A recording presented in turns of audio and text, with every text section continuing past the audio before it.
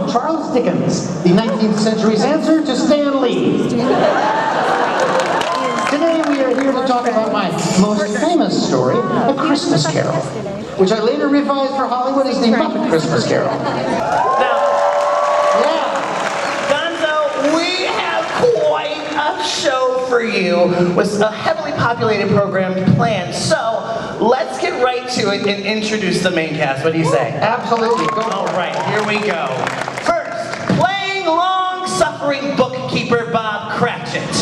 Please welcome Kermit the Frog.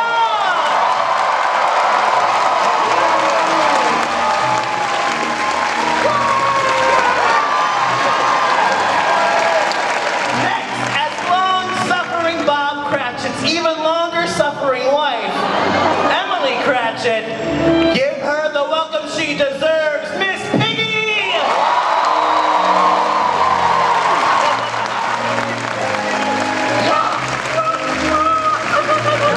You look beautiful today, Miss Piggy.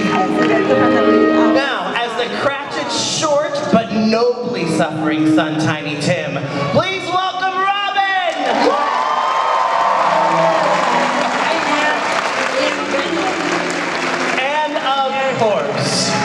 Playing Charles Dickens and the world's greatest plumber, it is the great Gonzo! Wait, who's Gonzo? I'm Charles Dickens. Gonzo, that's just a part you play in the movie. Well, nonetheless, you may call me Charles, or if you prefer, Chucky. I'm pretty sure Dickens didn't go by Chucky. Nina, just ignore him and keep going. That's what we do. Yeah.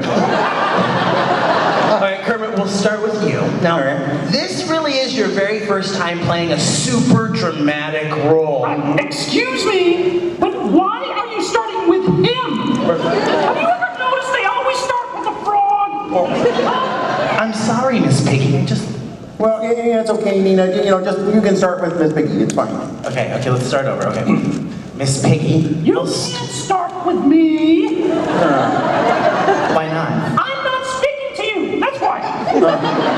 Tiny Tim in the multiverse of madness. Ooh, yeah. We could start a whole Dickens cinematic universe. Guys, we cannot do this.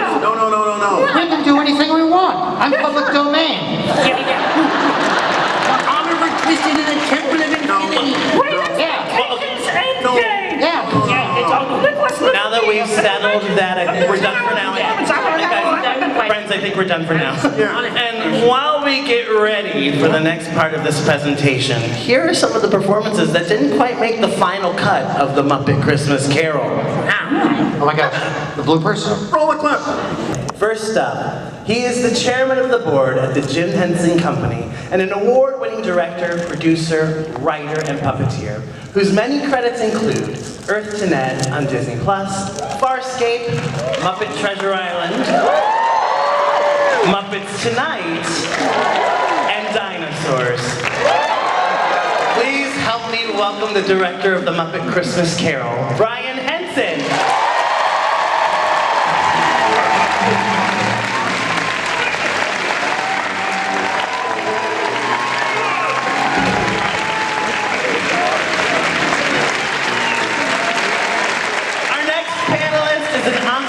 Grammy-winning composer, a member of the Songwriters Hall of Fame, and the president of ASCAP. Every time you hear Rainbow Connection, think of this man.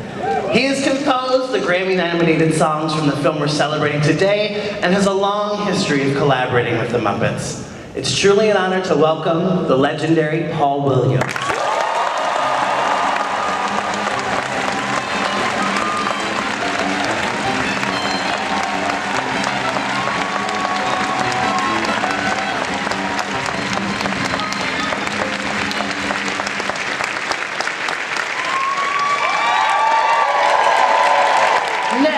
Is an 8-time Emmy-winning costume designer who, in addition to working on so many Henson and Muppet productions, is in the National Inventors Hall of Fame as one of the creators of the first woman's sports bra. Yes. Please welcome the costume designer of the Muppet Christmas Carol, Polly Smith.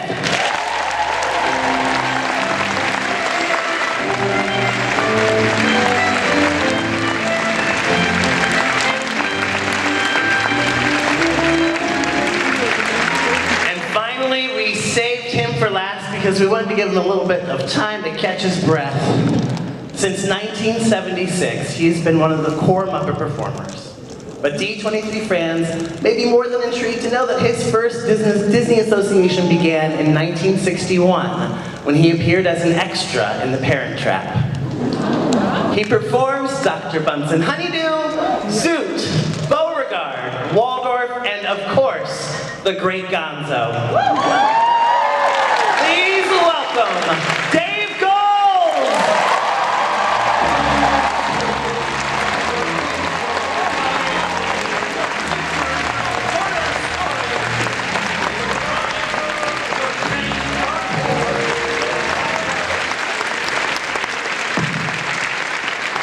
This is exciting. This is exciting. First, Brian, let's start with you. Let's talk about the origin of the film. Where did the idea come from to adapt A Christmas Carol in the first place? It was my agent's idea. I'm serious. Okay, so this is really weird. Bill Haber was my agent. It used to be, he was one of the founders of CAA, and it used to be no one was allowed to even say his name. He was the one who pulled strings behind. Anyway, he said to me, I got a great idea. I'm going to sell Christmas Carol to ABC as a TV movie with the Muppets.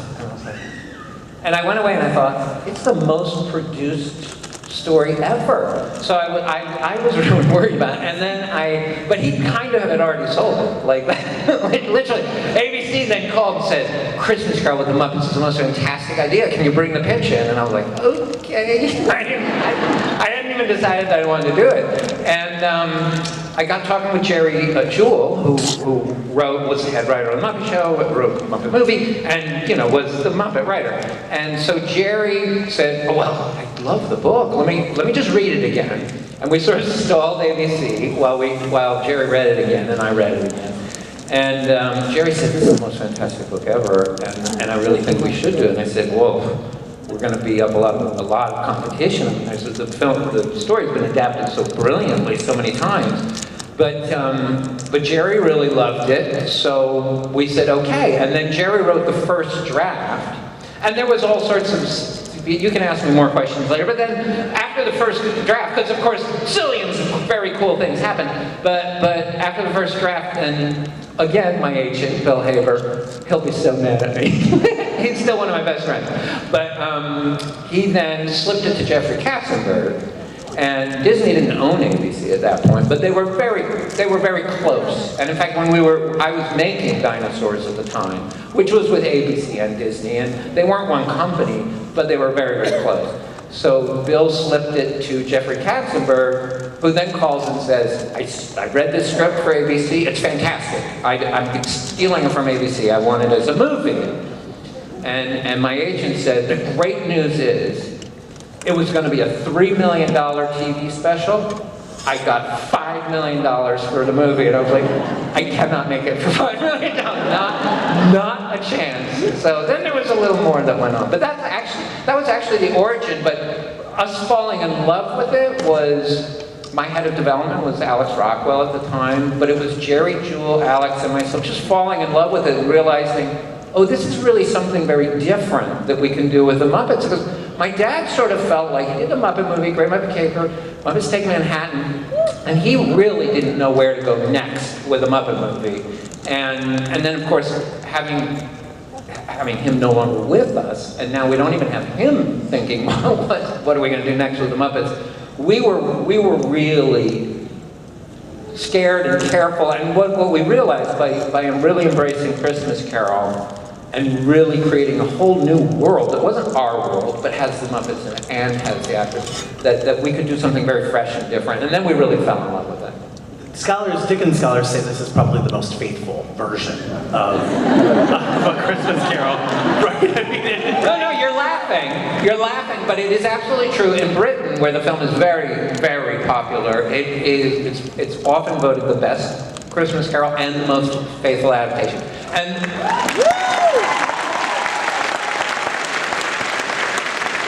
But the reason is because of what Jerry Jewell did, and then what Dave Goelz did. The reason is, Jerry read the book and he said, oh my God, it's so fantastic. I hadn't read it in so long, and it's so wonderful. And Dickens' dialogue is amazing, but his prose is also amazing, and it's just such a shame that the Dickens prose never makes it into the movie. So that's when he said, well, how do you feel about the idea of the storyteller, that we let Dickens be in the movie? And it wasn't, honestly, at first we were thinking, well, we design, I guess we make a new puppet, but then when we hit on the idea that Gonzo, because honestly, at the time I was, having just lost my dad, Frank was largely making other things, but Frank was very involved and supportive, but he had his own career going, and honestly, Gonzo was like a kind of a real rock to me. So in terms of, he's very reliably insane, but the idea of taking, Thank you very much. the idea of taking Gonzo and making him Dickens, and then we let Rizzo be his sidekick, mostly because you don't really want a Muppet to be alone out there. It's nice to have chemistry of a relationship, and then Steve Whitmire did this brilliant, ridiculous performance of Rizzo that just allowed Gonzo to just keep playing the Dickens prose with Rizzo trying to interrupt and make trouble, and anyway. Yeah, that was an interesting time because Jerry and I were very close. We lived not too far from each other in California.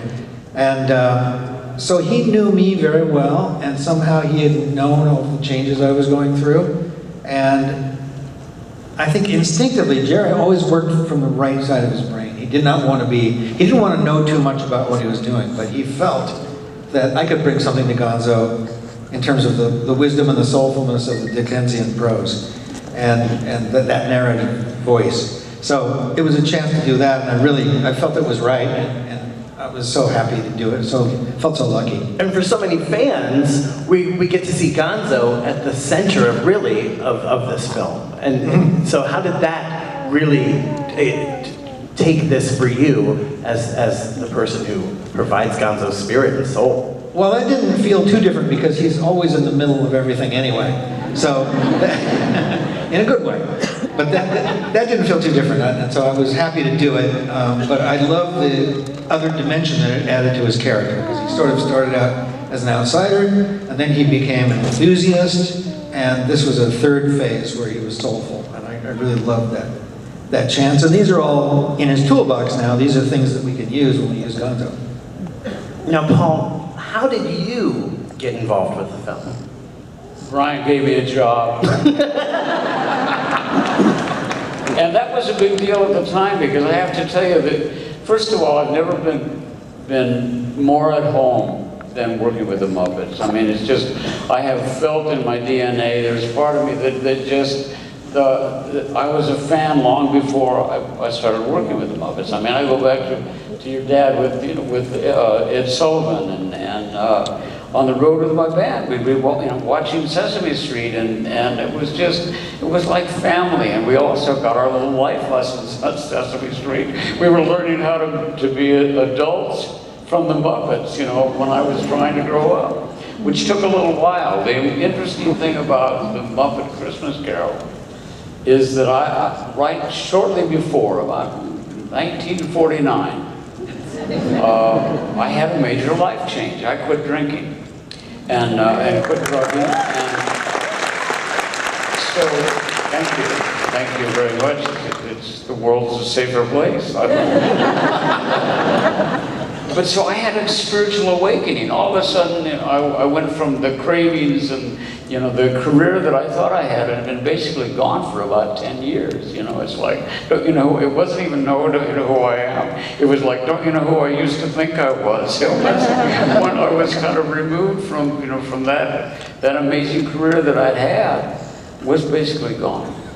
And the phone was not ringing off the hook, but the phone rang, and it was Brian Henson, and he said, we're going to make a movie, a feature with the Muppets about the Muppet Christmas, make it the Muppet Christmas, Dickens' Christmas Carol. And when you think about it, I mean, it's about this man who is addicted to finance, who is addicted, controlled by his greed, which is an addiction, suddenly has a spiritual awakening, and finds it in this moment, this transition, you know, he connects with the world around him, and he finds that he is part of the family of man, and he has awakened to a thankful heart. And I went, wow, talk about timing. This guy's gone through, in literature, 100 years ago, whatever, what I'm going through this month. So it was like a perfect match of something to write about that I felt like I had been gifted with myself. And you did the most amazing job. But I just want to add to that. So what I did with Muppets leading up to Muppet Christmas Carol was I did the bicycle scene in Great Muppet Caper on a high school summer break. I did the little bits with the Muppets, but my career, when my dad died, was I was working the UK side of the company, so the Storyteller series and Labyrinth, and I directed I was terrified of the musical aspect. And the Henson Company, we were a very closed company, so it wasn't like, there wasn't Disney studio involvement in the development of Christmas Carol. At that point, we were hunkered down, make all the... So I was very scared of trying to do songs. It was something I had never done at all. And I just felt strongly that there were two Muppet productions that had by far and beyond the best songs for the Muppets, and it was Emmett Otter's Christmas, and it was the first Muppet movie. So for me, it was like, find Paul Williams, because otherwise I think maybe I have to make this not as a musical, because I was so terrified of doing songs. And what a brilliant job. And I just want to ask, as we're sitting here talking about it, in your awakening, do you find that this movie contains your most soulful and spiritual music? Yes. Yes is the complete answer. I think that not only that, but in the process of how, there is this echo of working with the Muppets. And even when I'm watching the Muppets, I mean, when you talk about dinosaur, I hear, not the mama. It's like, you can't get that out of you. There's something that touches my soul. The most amazing experience one of the most amazing experiences ever in my life was to hear Gonzo sing, I think this looks familiar, vaguely familiar, from the Muppet movie. I'm going to go back there someday. Of course, it sings a lot better than that. Gonzo sings a lot better than I do. I know that, of course, okay. And that's the last song Gonzo's going to get after that comment.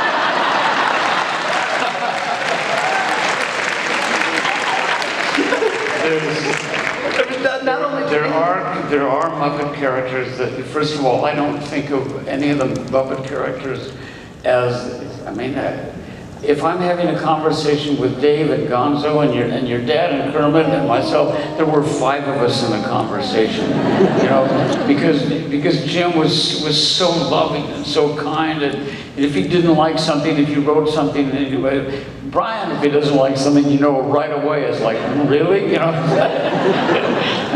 are you sure, but you can stand there and Frank Oz holding Piggy. Frank Oz would never say things to me like Piggy does. Piggy talks about, who's the little guy? Looks like a Christmas gnome, And the like, but where was I in that story? But I think that the process of writing the songs,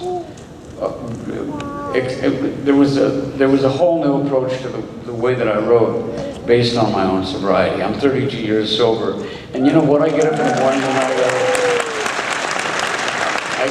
the morning and I go, lead me where you need me, and I know that, and I say, surprise me, God, because there's something about just surrendering to the process of living life and trying to do the right thing and being of love and service that just takes all the work out of it. And I found that when I sat down to write the songs, and I've told this, I'll tell this quickly so I don't linger on too long. But I remember sitting down to write this story of this song for Scrooge, and I remember that the footage was going to be that you saw Scrooge's feet, as Scrooge comes out of the door, and you don't really see him, you just see until the end of the song, you pan up and you see Scrooge, you see Michael Caine as Scrooge. But as he's walking along, he's splashing in the mud and the like, and all these little creatures seem to get colder as he goes by. And the way that I wrote the song is I had read the Dickens novel, of course. I read Jerry Jules' brilliant script. I had conversations with Brian and the like, and I knew what the basic storyboard of the character, whatever.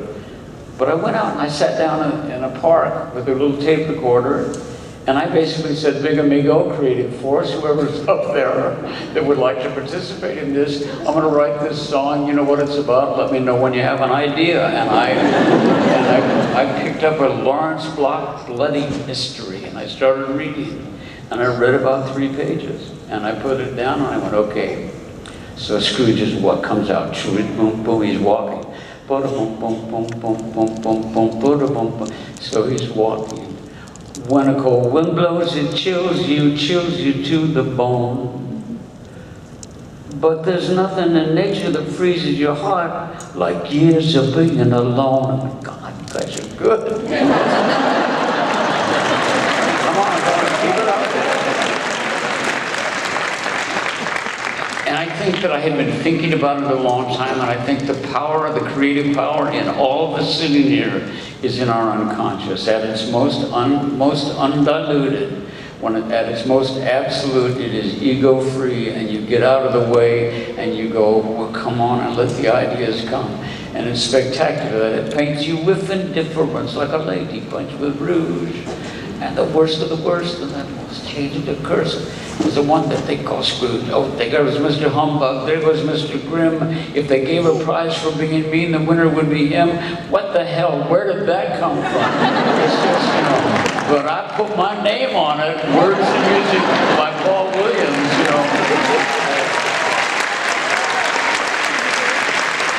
And as with the Muppets always, it takes a lot to tell these rich stories. From songs to incredible scripts to amazing costumes. Incredible. So, Polly, speaking as someone who loves to look at costumes and wear them, I absolutely love your work in this film. Can you talk about the amount of detail and the amount of time you had to actually pull off this Herculean effort? I certainly can. I mean, there is a story behind it, because I had been working on dinosaurs. Shooting up until Friday night, I packed up, flew home, went into the Henson workshop in New York. Monday morning, we have 2 months before we ship to London.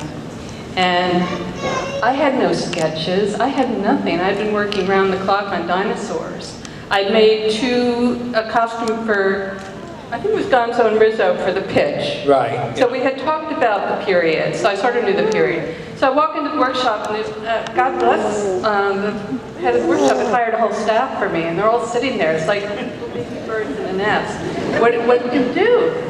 So I thought, okay, I know the period. All the male puppets are going to need a shirt.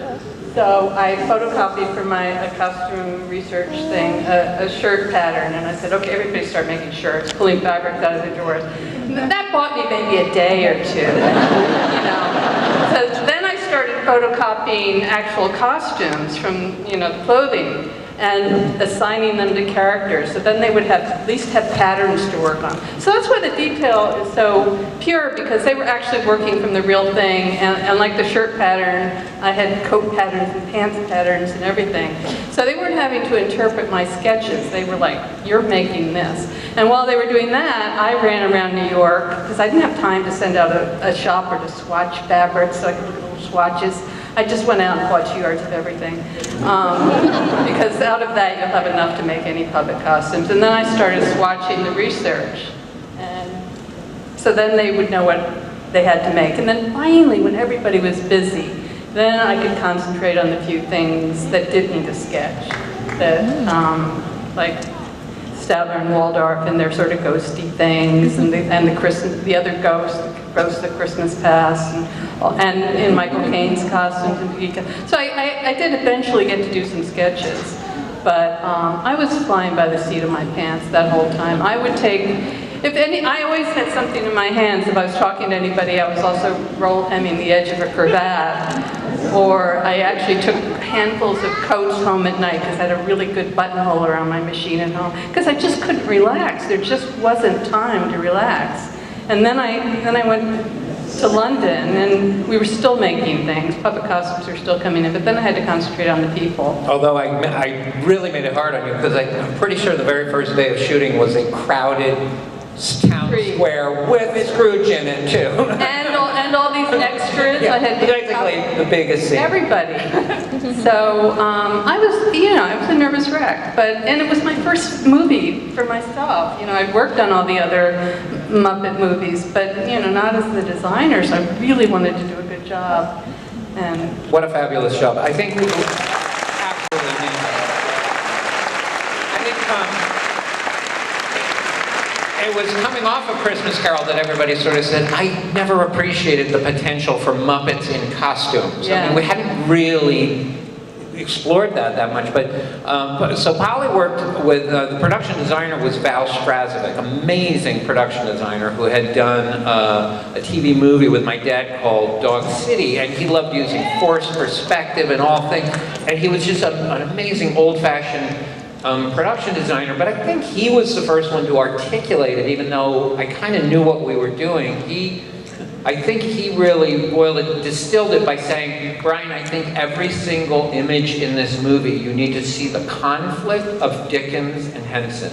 You need to contrast Dickens and Henson in every frame of the movie. And I think that, and then we realized, we need to do it in everything. We need to do it in the dialogue. We need to do it in the tone. We need to do it in the music. And so that the contrast of Henson and Disney is always front and center, which makes them actually comfortable together rather than uncomfortable together. Because it's like you're watching a relationship. And I think Polly's work and Val's work does that so brilliantly, where you just see it in every frame, and it really brought the Muppets to a whole new place for that movie, which was terrific. I would add to that the costumes that the Muppets have worn have meant that they are better dressed than we are.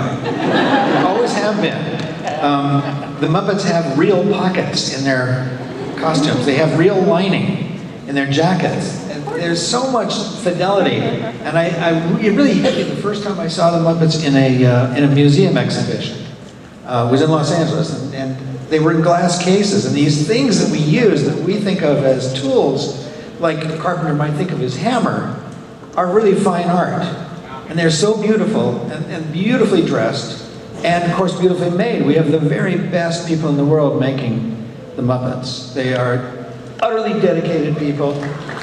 Yes, they know so much about it. The Muppet Workshop is the best. Now, I'm going to dive into a topic that might be a little controversial, and it's entitled When Love Is Gone. Now, this has followed the film since it came to theaters. What can we talk? How? Where? Why was it cut? Originally. Okay, well, this is... I've been asking that question for 30 years. Yeah, well... Oh my God, we couldn't even talk. I couldn't even talk to you about it, I don't think. I had to tell Meredith first, Meredith Braun, who performed the scene. So what happened was this. We tested the film the first time in front of an audience. We had, of course, secretly put it up in front of an audience in England without Disney knowing. I mean, they knew we were doing it. They knew we were doing it without them knowing, but we were trying to learn a little bit more about the film before we showed it to them. And they wanted to, and studios do it today too, and filmmakers want it. The first time you show it to the studio, you want it to be in a crowded theater so that it's not just studio executives in a silent room watching a movie. So we put up Christmas Carol, and it was interesting in front of the audience. It was a little scary because it's not a laugh out loud movie. And Muppets had always been laugh out loud movies. And so I think Disney were a little surprised, and Treasure Island is also not a laugh out loud movie, and yet people afterwards will say it's one of the funniest movies I've ever seen. But it's just tight, and it's not an old-fashioned setup payoff comedy. So that was a little bit weird. But so we watched the movie, and Jeffrey Katzenberg, who was always very supportive and very strict to work with, as we're waiting for the cards to come back, he said, "Not a lot of laughs in there, Brian." And I was like, "Uh-oh." And I said, "But I think they really liked it, Jeffrey. I think they really did." And so the scorecards came back, and it scored a 94, which in filming is huge. So Jeffrey said, I can't argue that. That I can't argue. The film, this is great. You have a super solid movie," he said. "But I saw 4 kids leave to go to the bathroom during Love Is Gone." And so what had happened was he basically said, "I would like to remove Love Is Gone from the film. I think it will play better in the theater." And he'd been very, very supportive, because obviously I didn't make the movie for $5 million, and he had paid a lot more. And so, you know, we sort of went back and forth, and in the end, we made an agreement. I said, if I take Love Is Gone out of the initial theatrical release, can it go back and always be in the film from then on forever? And he said, yes, that's fair. So then, because I said, look, when people are at home, because at that point it was like, it's in the movie theaters, and then a few months later it's going to be on television, and then it's video, and that's all it's ever going to be. And so he said, fair enough. Because I said, this isn't an issue at home. We're not going to disconnect from the children in the audience. It's not going to become a too adult moment for the children in the audience at home. And he agreed. So what we did is we cut the negative for the full length, as you do, and we did a sound mix of the full length, as you do. And but the sound mix was for TV, which is stereo. It doesn't matter. So we did the full length, and then we made the digital transfer of that, which at the time was American TV, 525 lines. No, we did it 625 lines of resolution, because was at the time the highest resolution, which is what Britain watches on television. And then once we made that master, that digital master, we then cut Love Is Gone out, spliced the negative together, and did a little sound remix across the patch, and then we made the theatrical prints to go out of the movie. And then when high definition video came along, 1080i, of course now we went 1080i, then we went 1080p, then we went 2K, now we're 4K, we're probably going to go beyond that soon. So once we needed a 1080i, we basically, Disney wanted to make a 1080i master. Of course, I said, it's terrific, I'll supervise it. And they couldn't find the negative of Love Is Gone. And I couldn't believe it. And Disney post-production couldn't believe it. They said, Brian, it's got to be there. Nothing can leave the Technicolor lab. It's a high-security lab. There's no way that little roll of film walked out of the building. It's got to be there. It must be mislabeled. So they searched, and they searched. And at one point, they had 2 people searching for a year for this piece of negative. And so they put a lot of effort in. And meanwhile, I was shaming Disney. I mean, we were getting a lot, but I was shaming them. I'd get in front of crowds like you, and I'd say, can you write to Disney and tell them to find this negative? And then they never found the negative. So the negative has never been found. But what happened was, almost 2 years ago now, you'll notice I put a little bit of emphasis on your mouth. Almost 2 years ago, we did find a first strike IP, and if you know the old-fashioned way of making movies, you shoot the movie, you cut the negative, and then you almost don't want to touch the negative at all. So you use the negative to make 4 what they call first-run IPs. And now you got 4 interpositives, which you then make 16 internegatives from, which you then make 45 interpositives from, which you then make release prints from. So Brian, wait, how many lines was Carried to 5 and what? 625 or 525? No.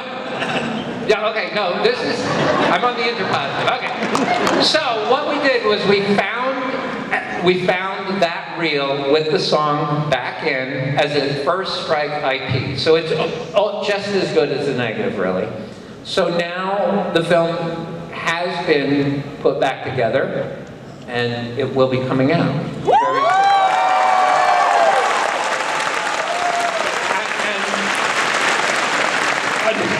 It will be added.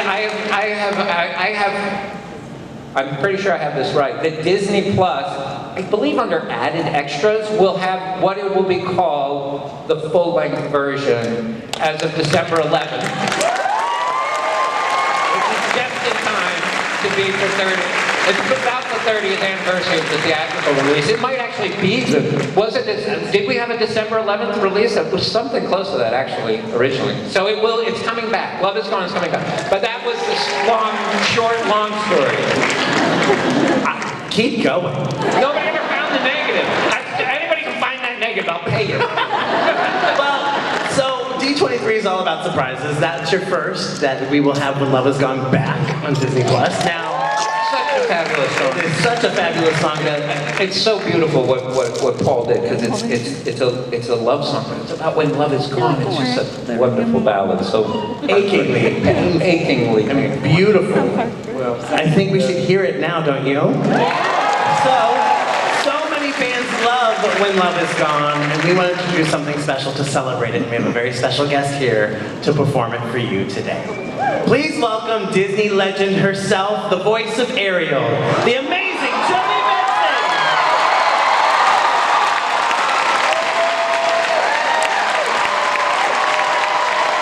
Sit down, please. Lady, thank you.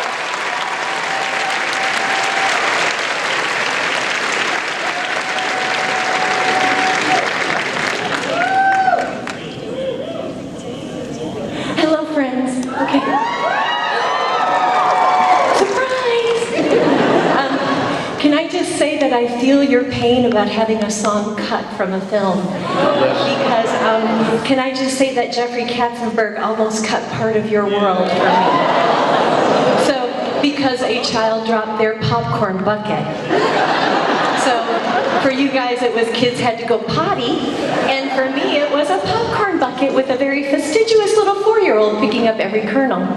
So, anyways, thank you, Jeffrey Katzenberg, for not letting me lose my job for the last 36 years. I feel your pain. Anyway, I'm sorry, I did not know the story about this song, but I'm so honored to be here and to get to share a lost, beautiful song, but it's not lost, it's been found. So I'm so excited. Thank you for inviting me to this anniversary celebration. And I love you, Nina.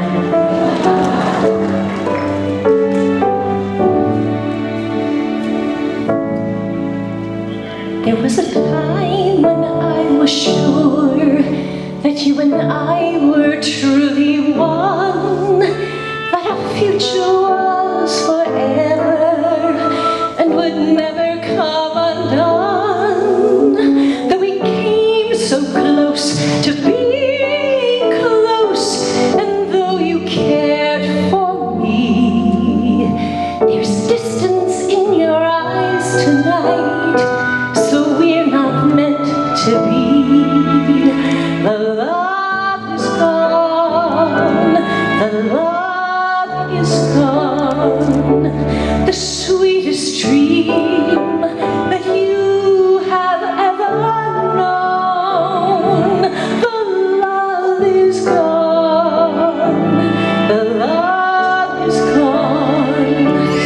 I wish you well, but I must leave you now alone. There comes a moment in your life, like a window, and you'll see the future there before you, and how perfect life can be. But adventure calls with unknown voices, pulling you away. Be careful or you may regret the choice you make someday. When love is gone, when love is gone, the sweetest dream that we have ever known. When love is gone, when love is gone, I wish you well, but I must leave you now alone.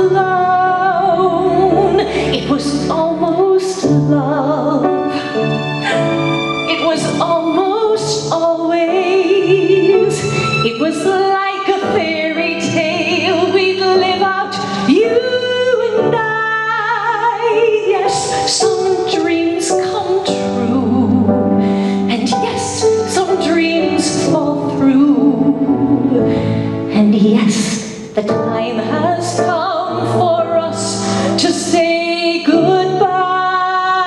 Yes, some dreams come true, and yes, some dreams fall through. And yes, the time has come for us to say goodbye.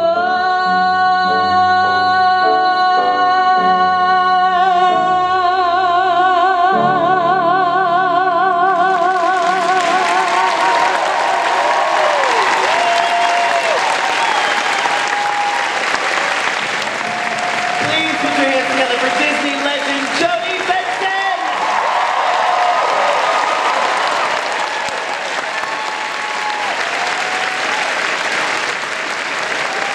Thank you guys, I love you all. I love you all. I love you, D23. This is what makes D23 so special and so magical, are these surprises that we have to celebrate such wonderful creations like the Muppet Christmas Carol. Brian, this was, wait, we already asked that question, didn't we? But when you talk about the soul of this film, and you talk about your story with your direction and the costuming, and with the amazing art and performance of the Muppets, how do you see this? As many people, this is their tradition, and this is their way that they celebrate the holiday season. And that's how we all mark and gather as families, whether chosen or blood. And what for you, Dave, being Gonzo and so many other cherished characters that we love, especially in this film, what has that meant to you in the time that you've been part of this? Well, the film is just a classic story of redemption. And in my own way, I was going through a bit of redemption at the same time as well. And so it means a huge amount to me to be a part of it. And to be also associated with that kind of literature was just an honor. I watch it today and I'm so satisfied and so proud. You know?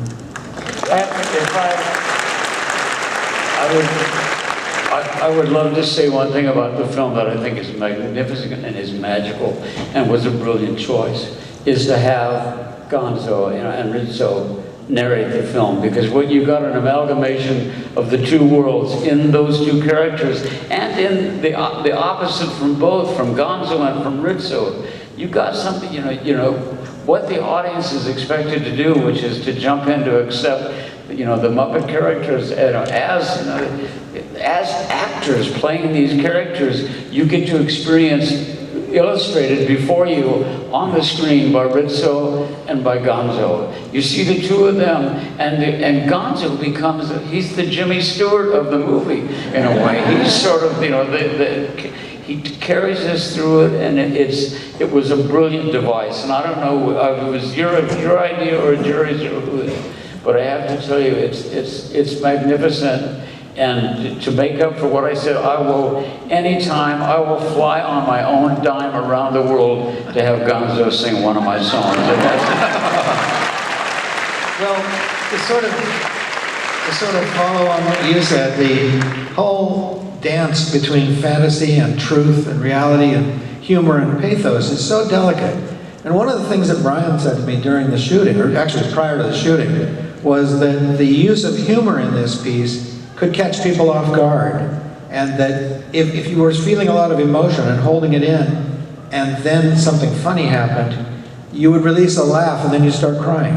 And I've found that that's happened to me every single time I've watched the film. And every single time I've heard that song that's going back in, which I think is just the greatest Love Lost song I've ever heard. Thank you. It's just unbelievable. This whole film was made on a soundstage. How difficult was that in building these worlds and to make it believable for all of us? It's the only thing I ever knew. I mean, honestly, my dad had made movies out on location. Like the Muppet movie has a lot of location work, but still a lot of studio work. But I had come out of, again, I was working dinosaurs at the time, and before that, Labyrinth and Dark Crystal, and those sort of things. And I had never actually shot a real exterior. as a director. Oh no, Ninja Turtles. Okay, Ninja Turtles. I did a little bit of work. Did a little bit of stuff out, but even that was almost entirely on the stage. And so it was the only thing I knew, frankly. And then when I was meeting with Val Strazovic about doing the production design, he said, Brian, if we take this approach where we're using forced perspective and all, we have to do that. And forced perspective means literally, if you were in the center square on the main set of Christmas Carol, if you walked down the street, by the time you got to the end of the street, you'd only walked about 50 feet and the building was this tall. So it's proper forced perspective. It's like none of those streets are really that long, but Val said if we do this, we have to do it all the way through the movie. We can never use a real exterior because if you mix real physics with our forced perspective, you mix real perspective with forced perspective, it's not going to work. And that was just music to my ears because I was not comfortable shooting outside. It's all outside. I'd always been in nice dark stages. I go to work at 7 o'clock in the morning, the lights are dark, and I work, and then I walk out, and it's dark because it's 7 o'clock in the evening. That was just what I was used to. So actually doing it all studio bound to me made it very predictable. And I mean, shooting on location terrified me for Ninja Turtles. It's like, what if it rains? I mean, it was like, well, we'll go to rain cover. I have to prep 2 scenes? It's like, I have to prep 2 days of shooting? That's too hard. No, I mean, it was good. It made it for a very controlled environment, and we shot the whole movie in 3 stages, probably. It was a tight-knit family that met every morning, and we knew what we were doing that day. We had a very tight shooting schedule, a very tight budget. We didn't have time to try something one way and then try it another way. We all just had to really work tightly together. And that's why the blooper reel, I mean, I think it's delightful, the little blooper reel we showed. I was like, wow, there weren't many bloopers. There really weren't. We just sort of always were on. You know, we were never really goofing around. Having said that, it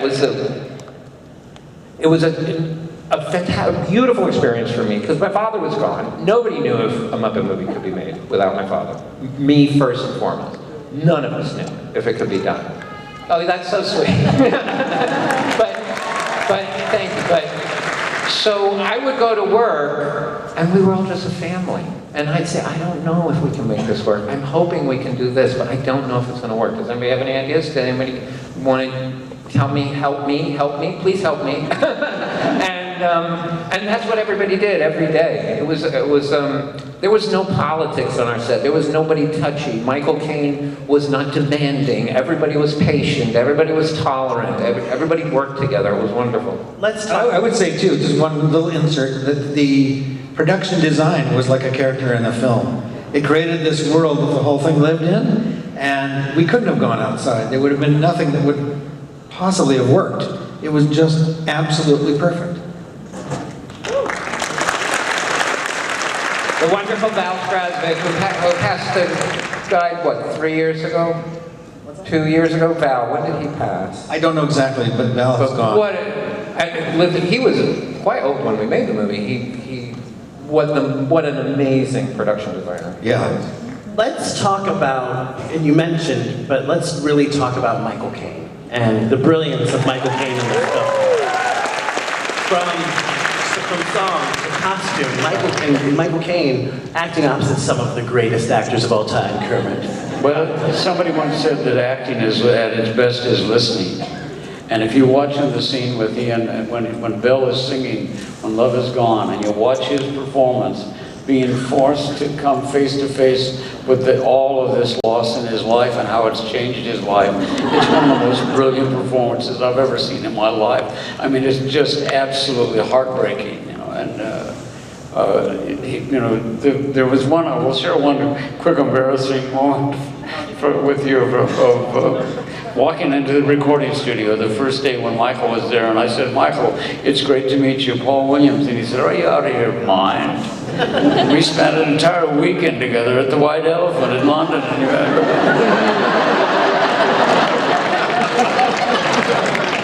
yeah, now that you mention it, I remember it. But just an amazing actor, and what he brought to the role was just, you know, and again, you watch how actors relate to the Muppets as opposed to any other, ventriloquist actor. There is an immediate response from actors. They work really well with the characters because the characters are being beautifully performed by Muppet performers. I remember when Brian, oh sorry, go ahead. When Brian told me that Michael Caine was cast, I remember thinking, well gee, but he's so soft. How could he be Scrooge? I thought Scrooge should be bony and angular and skinny and have a long nose and a big chin that sticks out. And I just couldn't imagine it. And then of course, Michael Caine is so brilliant. I literally can't get through that movie dry-eyed, ever. Well, he approached it. There are several different Michael Caines, as an actor, he's got such a wide range. And one thing that was wonderful about when I first met with Michael is he said, I think the only way I can play this is if I never will react to anything as if they're Muppets or if they're anything out of the usual. He said, I'm going to play it like I'm playing opposite the Royal Shakespeare Company. He said, I'm going to play it completely straight and completely committed, and that I think will make the right Scrooge. And as I was listening, it was like music to my ears because there's also the Michael Caine that would love to look down the camera and give it a little wink, just like the Muppets do, and you could maybe get away with a tiny bit. It would have really undermined the power of the story. And the fact that Michael was so committed was wonderful. I do remember there was like in his last song when he's doing. What's the name of his last? Not that. I'm sorry. Thankful Heart. What? Thankful Heart. Thankful Heart. Sorry. Thank you. I don't remember the name. Anyway, in that he just said. I remember he came up and he said, "I said I'm going to always play it serious, but I think Scrooge is so happy that I'm just going to, as I'm walking down the street, I'm just going to do this." Is that okay? And he was like really nervous. He was like, "You think I can do that?" And I said, I think you should do that. So that's why it's a little jig in there. Here comes our Michael. Now we also get to meet a couple new characters in the film. The workshop itself made some special characters for the Muppet Christmas Carol. The ghost. The ghost, Yeah. Well, when I remember the ghost, the one that was floating in a tank, which one is that? That was Ghost of Christmas Past. That was so scary, because you make a costume and then you don't know what's going to happen to it in this tank. So that was a little strange for me. But the others, the tall one. Ghost of Christmas Present. Or the Ghost of Christmas Yet to Come. You mean the really tall one? Yeah, with the crinkled, Yes, Yet to Come. Yeah. Same performer inside as Christmas Present, which I always think is hilarious. Yeah, Don Austin. Big lovely guy. He was inside Christmas Present, and then he got in and he was Christmas Past, doing almost nothing. And there's another person you don't know about who made such a difference. Don Austin performing Christmas Present was so gracious, so enveloping and welcoming. It was just beautiful, beautiful what he did. Yeah, no, it's a fantastic performance. And Michael Frith the third designer on the movie is Michael Frith, who did character designs for new characters that were coming in, and there was a lot of Dickensian Muppets new creations as well that were in there. But just a quick little story about the Ghost of Christmas Past. So that was, because I get caught up in the science of things, as you noticed from the answer of my last question about the 625 lines. So I got so excited about the idea that I could optically do a rod puppet where it would be physically impossible to see the rods. So I found that there was a plexiglass, a clear plexiglass, that had exactly a certain density to it. And then I found that there was an oil, it was basically baby oil, or an element of baby oil, that had exactly the same density. So when you had a bucket of this oil, which was perfectly transparent, when you put this plexiglass rod in, it vanished, and it was impossible to see the rod. So I was so excited about doing this. I was like a magician, I was just so excited. And then, of course, Martin Baker, who's my producing partner on it, he said, you know how much 100 gallons of oil costs? Or no, it was probably 1,000 gallons. And he said, okay, well, we bought it. We've got enough to replace it once. So we set up the oil tank. We did the very first test. And it was absolutely amazing. And then the special effects guys filtered the oil with a filter that had been attached to a pool, and it pushed water into the oil, and our 10,000 pounds, money-wise pounds, of oil turned to milk, and it never went clear again. So we had to shoot the movie with water, so it means that the rods aren't perfectly gone, but they're very nearly gone. We only did one screen test with the actual oil before we went into the oil. And then we had to do it with water from then on. Now, before we go, I want to take an opportunity to give you each a chance to talk about maybe a final thought or something you can leave with all these fans who love this film so much, just an idea of the Muppet Christmas Carol. Go ahead. Well, no, I just wanted to jump in on the Michael Caine. I mean, he was so delightful to work for. I mean, every actor that ever comes to work for the Muppets comes to have a good time, and I've never had any trouble with any of it. But he was so funny. He just put the costume on, and off he went, you know. I didn't have to do anything or worry about him at all. I mean, wonderful. You know, once again, being my first movie, I wasn't prepared for any drama, and I certainly didn't have it with him. Yeah. Well, when I was in my 20s, within a couple of years of starting to work for Jim, I started imagining this was my life's work. And when we were in our 80s, we would all be spunky old skinny guys, jumping around energetically. And it didn't, well, first of all, we weren't all the same age, so it would have been impossible for us to be in our 80s together.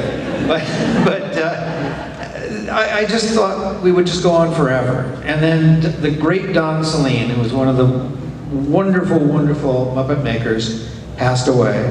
And then Jim, and then Richard Hunt.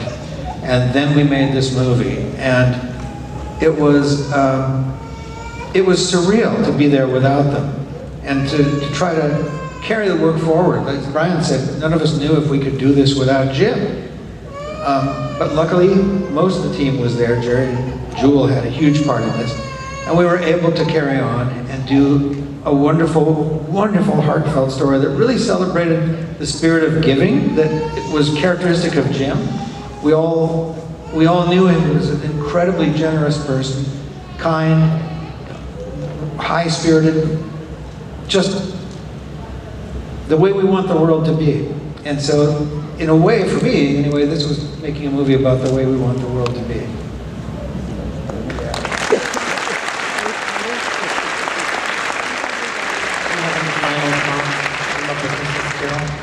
Oh gosh, I don't know.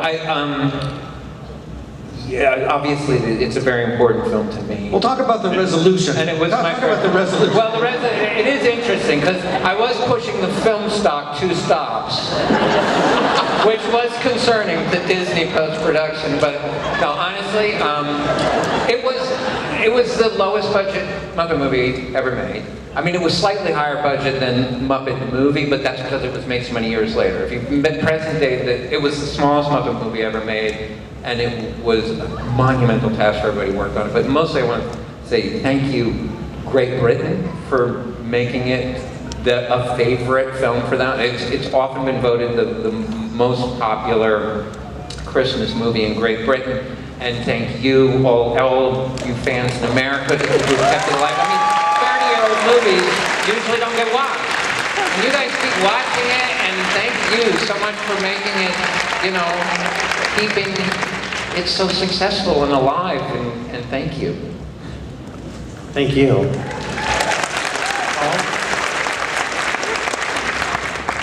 What you said about the fans is not just a closing comment. It is a part of the life I have today, and is really a parallel to your devotion to the work. To have somebody come up with their little girl and say that she can play and sing Rainbow Connection is a heart payment for somebody like myself. For the Muppet Christmas Carol to be where it is today. There's nobody in this room that has a larger part of that. I mean, yes, we made the film. Yes, he directed it. But the fact is, it's here today because people went, have you seen it yet?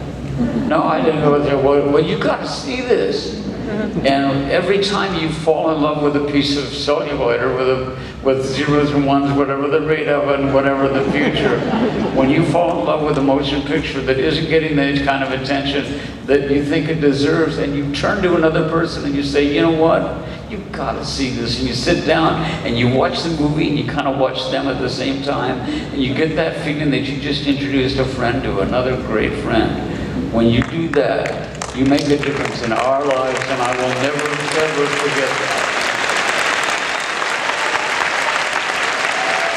Well, we have one final surprise for D23.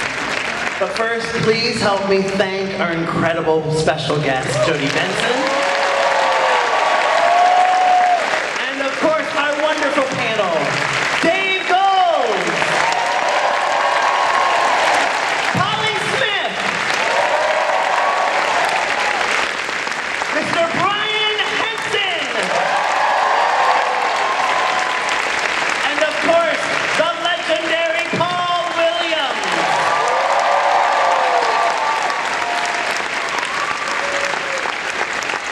So we're going to conclude this presentation with a little tribute to the Paul Williams musical, Magic, that we all love so much about A Muppet Christmas Carol. So we know it's only September 10th, and by my count that means there's probably about 105 sleeps till Christmas. But please try to use your imagination, and welcome back the Muppet performers. There's magic in the air this evening, magic in the air. The world is at the best, you know, when people love and care. The promise of excitement is one the night will keep. After all, there's only worse till Christmas. 'Tis the season to be jolly and joyous. La la la, with a burst of pleasure we feel it alive. Fa la la, it's the season when the saints can employ us to spread the news about peace and to keep love alive. Uh-oh, here he comes! Oh, there goes Mr. Humbug. There goes Mr. Grim. If they gave a prize for being mean, the winner would be him. Old Scrooge, he loves his money 'cause he thinks it gives him power.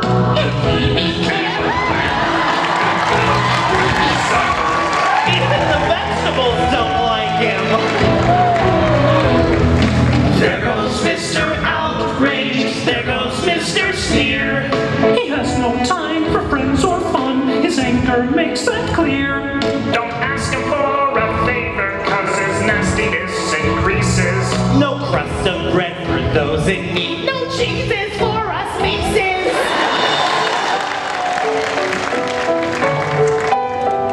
Bless us all who gather here. The loving family I hold dear. No place on earth compares with home, and every path will bring me back from where I roam.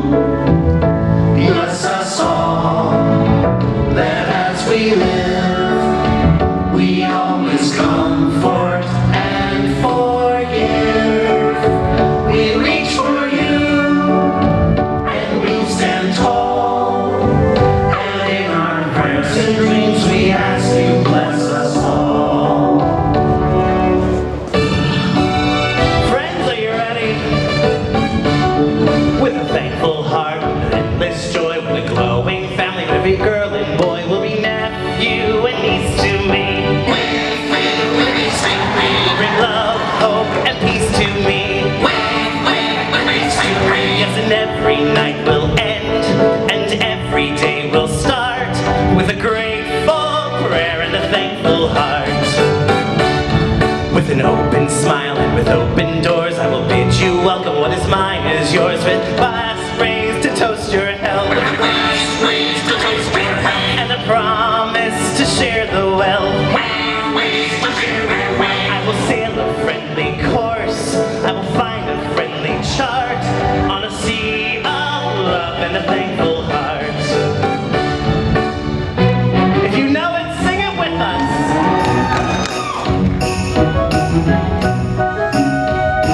singing on a street corner choir. It's going home and getting warm by the fire. It's true wherever you find love, it feels like Christmas. A cup of kindness that we share with another. A sweet reunion with a friend or a brother. In all the places you find love, it feels like Christmas. It is the season of the heart, a special time of caring, the ways of love made clear. It is the season of the spirit, the message if we hear it, please make it last all year. It's in the singing of a street corner choir. Hear it! Choir. It's going home and getting warm by the fire. It's true wherever you find love, it feels like Christmas. It's true wherever you find love, it feels like Christmas. It feels like Christmas.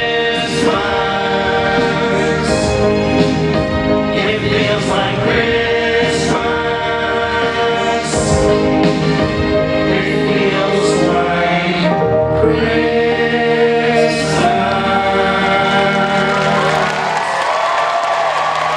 Thank you all for being with us today, and please let's hear it for the Muppets! And of course, the supporting Muppet performers! Alice! Drew! Misha! And Tim! And the amazing Muppet performers! Dave Gold! Eric Jacobson! Peter Linz! David Rudman! And Matt Vogel! Thank you so much for being here. We want to say Merry Christmas and of course, keep believing, keep pretending. Have a wonderful, wonderful D23. Happy Very Muppet Christmas Carol. Thank you all so much.